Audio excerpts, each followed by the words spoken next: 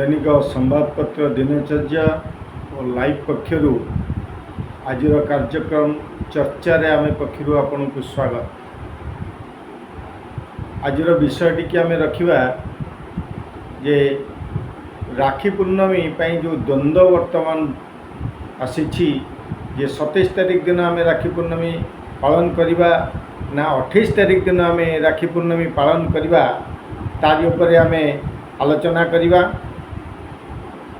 आपण मैंने जानती जो पंजिका जगन्नाथ पांजी हो किंबा बिरजा पांजी हो से माने स्मृति शास्त्र को लेकिन से माने पंजिका तैयारी करिथांती गणनाकार बा पंजिकाकार माने जमिति गदाधर पद्धति निर्णय सिंधु मुहूर्त चिंतामणि कालदीप कालसार पंडित सर्वस्व ये सब को नहीं से माने पंजिकार स्मृतिशास्त्र अनुजाई पूजा पार्वण इत्यादि को सेमाने स्थिर करिथां।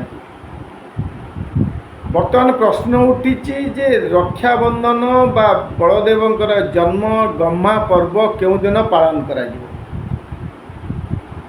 जे आमे यदि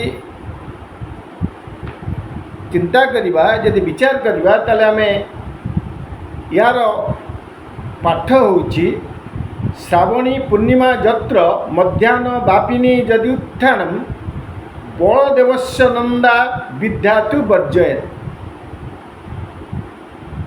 जे महाप्रभु बलभद्र मध्याह्न समय से जन्म होते श्रावण पूर्णमी दिन मध्याह्न से जन्म होते तेणु मध्याह्न समय को जो दिन पूर्णमी प्राप्त होउची यदि आम पूर्णमी प्राप्त क्यों दिन कहूँ आम जाना यदि आम जगन्नाथ पांजी कथा कहवा जगन्नाथ पांजिका 27 तारिख दिन सकाल 9:07 पर ठारू पूर्णिमा आसूची एवं यह 28 तारिख दिन बा पूर्व दिन शुक्रवार 9:43 पर्यंत रोचे। ठीक सेहीपरि यदि आम देखा बिरजा पांजी को बिरजा पांजी सकाल 8:18 27 तारिख दिन 8:18 रु 28 तारिख दिन सकाल 8:58 पर्यंत रोचे।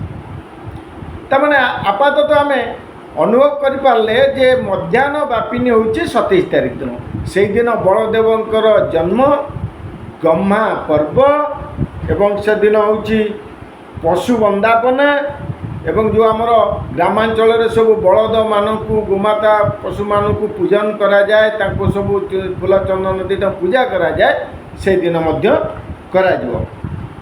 एवं से दिन कौन हम ना रक्षा पट्टलिका बा राखी बंधन अपराह्न समय राखी बंधन करा जाए। ये जो राखी बंधन करने किए करेंगे ना पुरोहित माने करेंगे।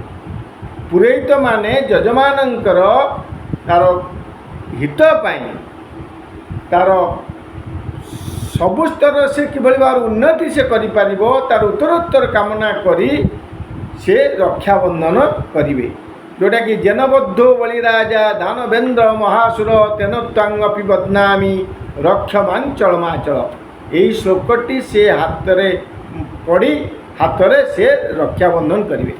ये हूँ आमर उत्कलीय संस्कृति एवं परवर्ती समय आम देखुं बर्तमान सबुआड़े भौणी भाई हाथ में राखी बर्तमान बांधुची सी गोटे कथा रही पुराणर कथा किंवदंती आम जेहेतु हिंदू धर्मर मनीष आम निश्चित भाव तो पुराणर कथा को आम ग्रहण करवा।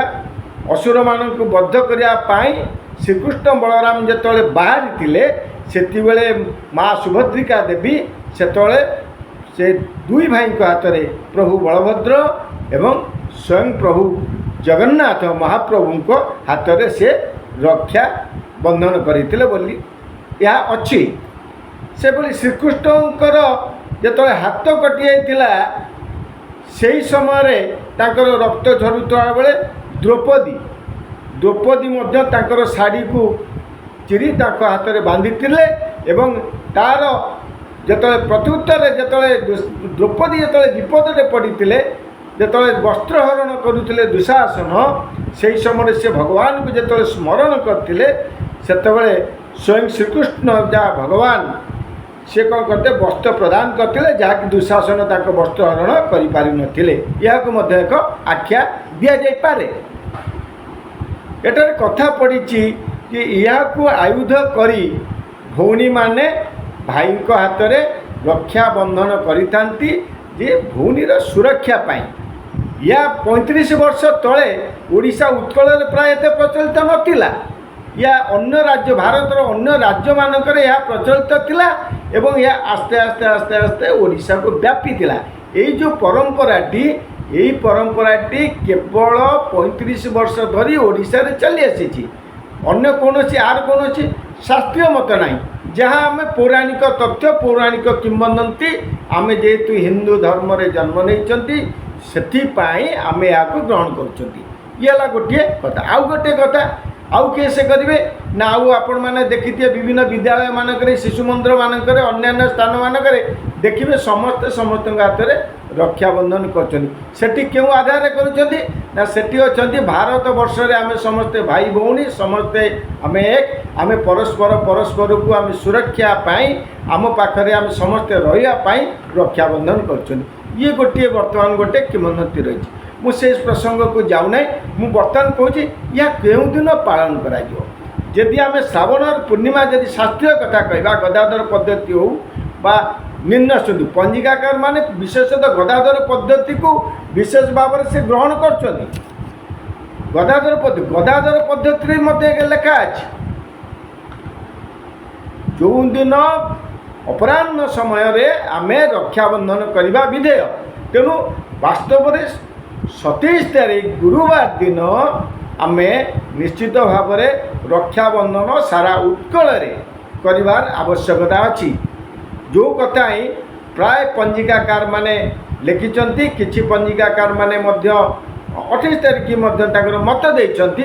ବିଶେଷ କରି ମୁଁ ବିରଜା ପଞ୍ଜିକା ଠିକ୍ ଭାବରେ ନିର୍ଭୁଲ ଭାବରେ ସେ ତଥ୍ୟ ଏବଂ ପ୍ରମାଣ ସହିତ ସେ ଦେଇଛି। ଏହା କଲେ ଯଦି ଆମେ ରକ୍ଷାବନ୍ଧନକୁ ପରଦିନ କରିବା, ଏହା ମଧ୍ୟ କେତେକ ଶାସ୍ତ୍ରରେ ଲେଖା ଅଛି, ଦେଶକୁ କାଳ ପଡ଼ିପାରେ। ଯଦି ଆମେ ଭୁଲ କାମ କରିବା ତାହେଲେ ଦେଶକୁ କାଳ ପଡ଼ିପାରେ ବୋଲି କିଛି ବହିରେ ବା କିଛି ଶାସ୍ତ୍ରରେ ମଧ୍ୟ ଲେଖାଯାଇଛି। ସେ ଯାଉନା କାହିଁକି, ଅନ୍ୟ ପକ୍ଷରେ ଆମେ ଜଗନ୍ନାଥ ସଂସ୍କୃତି, ଜଗନ୍ନାଥଙ୍କ କଥା ଯଦି ଦେଖିବା, ବର୍ତ୍ତମାନ ବିଭିନ୍ନ ଦ୍ୱନ୍ଦ୍ୱ ଆସୁଛି, ବିଭିନ୍ନ ଡିବେଟ୍ରେ ମଧ୍ୟ ବିଭିନ୍ନ ମତାନ୍ତର ହେଉଛି ଯେ ଜଗନ୍ନାଥ ମହାପ୍ରଭୁଙ୍କର ଶ୍ରୀମନ୍ଦିରରେ ରୀତିନୀତି, ପୂଜା କ୍ରାନ୍ତି ସବୁ ହୁଏ, ତାହା ତାଙ୍କର ତିଥି ଆଉ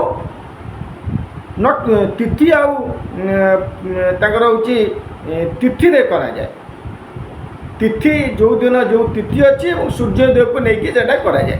ଯଦି ଆମେ ଦେଖିବା ସୂର୍ଯ୍ୟୋଦୟ ସମୟକୁ, କାରଣ ଜଗନ୍ନାଥ ପାଞ୍ଜିରେ ମଧ୍ୟ ଅଛି 27 ତାରିଖ 9:07 ପରେ 27 ତାରିଖ ଦିନ ପରଦିନ ବା 28 ତାରିଖ 9:43 ପର୍ଯ୍ୟନ୍ତ ରହିଛି ପୂର୍ଣ୍ଣମୀ ରହିଛି। ତେଣୁ ପୂର୍ଣ୍ଣମୀ ଯେହେତୁ ରହିଛି 28 ତାରିଖକୁ, ସେଦିନ ସୂର୍ଯ୍ୟୋଦୟକୁ ପାଉଛି, ସେଇଦିନ ହେଉଛି ଜଗନ୍ନାଥ ବା ବଳଭଦ୍ରଙ୍କ ପାଖରେ ତାଙ୍କର ନୀତିକ୍ରାନ୍ତି କରାଯିବ। ଇଏ ଗୋଟିଏ ଜଗନ୍ନାଥ ସଂସ୍କୃତି, ଜଗନ୍ନାଥ ପରମ୍ପରାରେ ମଧ୍ୟ ତାଙ୍କର ରହିଛି, ଯାହାକି ସେଠି ଜଗନ୍ନାଥଙ୍କ ପାଖରେ ରକ୍ଷା ବନ୍ଧନ ନୁହେଁ, ଜଗନ୍ନାଥଙ୍କ ମହାପ୍ରଭୁ ବା ବଳଭଦ୍ରଙ୍କ ପାଖରେ ରାକ୍ଷୀ ଲାଗି ହୁଏ। କାରଣ ଜଗନ୍ନାଥ ରକ୍ଷା ବନ୍ଧନ କରାଯାଏନି, ରାକ୍ଷୀ ଲାଗି କରାଯାଏ।